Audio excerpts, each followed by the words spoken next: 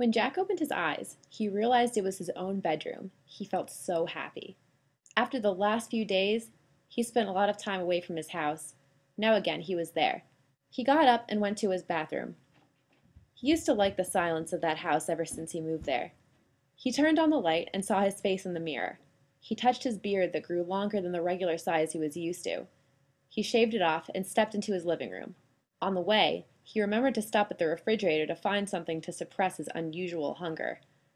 Next, he turned on the cable and started surfing through the channels. Suddenly, his eyes were stuck on the clock on the wall. It was 11 a.m. already. He did not forget he had to install a bugging device in his friend Vadim's house. Damn it, he thought. His name is not even Vadim.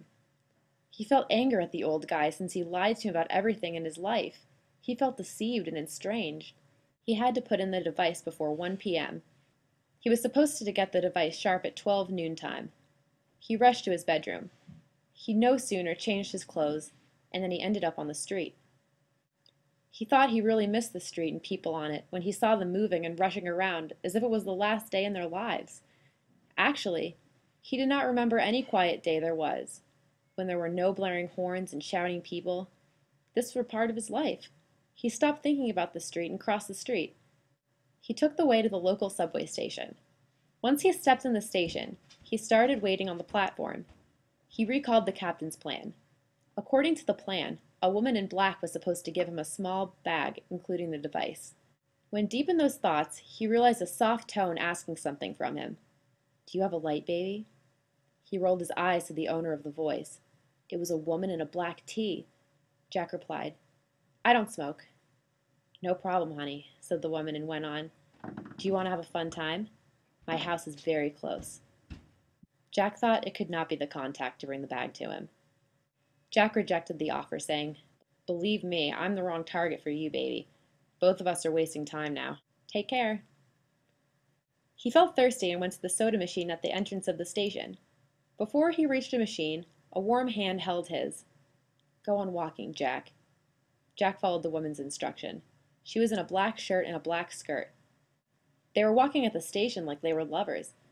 The woman stopped and turned to Jack herself. Jack could not help but look into her fascinating blue eyes. He let out, "My God, I know you.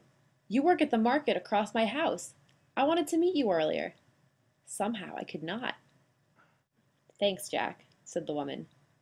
"But we can talk about our future friendship after we do what we're supposed to do today, right?" The woman, "Get this bag. You will see a small pen. Put it in a place where it could receive the talk in this room. I have to go back to my work." She left a kiss on his cheek and left. Jack shouted after her, "Hey! This is not a dream, and I will pick you up tonight." The woman smiled and turned back, taking hurried steps. Jack left the station at the other exit and rushed back to his house. Jack left the station at the other exit and rushed back to his home. Jack entered the building and headed to his apartment. In front of his apartment's door, he stopped and glanced at the next door. Vadim was supposed to be at his home at this time of day. His eyes caught a guy walking in the way looking at the door numbers. When he came close to Jack's door, the guy had to smile at Jack. Obviously, he was trying to find a door number. Jack nodded at the man greeting him. The guy pushed Vadim's doorbell. When the door was open, the guy spoke in a foreign language and went inside. Jack knew what language it was. It was Russian. Jack opened the door and shut it behind him. His mind was yelling with a question. Oh my God. They are already in Vadim's house. How am I supposed to enter it and put this thing in his house now? Jack had to find a way of going into his apartment and putting the device in a place that could receive their talk. He went out to the hall and started to walk to Vadim's apartment. His heart was throbbing out. He was so scared of being late and possibly being caught in his attempt. He pushed the doorbell.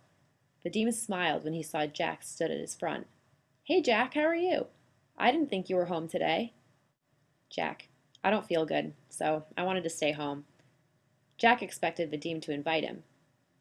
He planned to put the device once Vadim was away from him.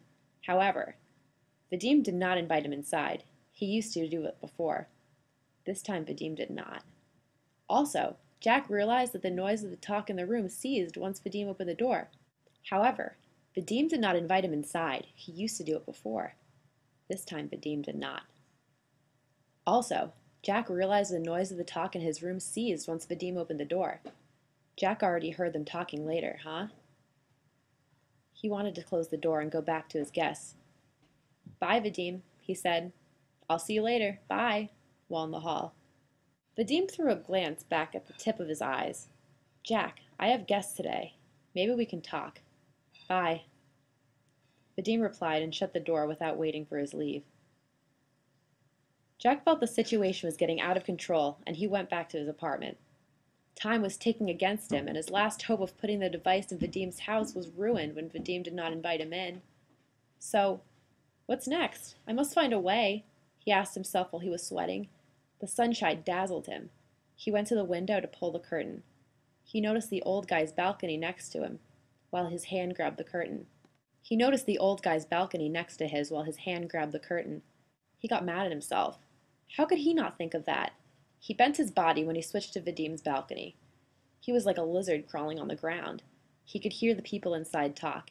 He dragged his body to Vadim's living room window. The window ledge was just above his head. He could not decide if he should look inside or not. He took the risk and raised his hand to see inside. People were discussing a bout while their guns were all over the room. He was so scared of being noticed that he ducked his head down. He saw a flower pot standing on the ledge. He thought of putting the pen in the pot. The voices and sounds were being clearly heard through the open window. He did as he thought. He crawled back to the edge of the balcony. He jumped back to his balcony. His heartbeat was pounding in his chest so hard that he thought he would faint. He went to the bathroom and pulled off everything he had on. He filled his bathtub with cold water and went in. His eyes were fixed on the wall as he looked speechless. He was not sure if the talk transferred to the captain. Maybe he was late putting it in Vadim's house. He had to wait and see what would happen next. He bent his head to his side and threw up aloud. Suddenly, he felt a lightning flash out in his mind. His eyes got fixed on the wall as more resolute this time. He even started smiling. Something came to his mind. Shortly, sirens were heard on Brooklyn streets. Many TV stations started airing live on Jack Street. A newswoman began telling their microbat at hand. Yes! A way loud explosion occurred in the building right behind me about a half an hour ago.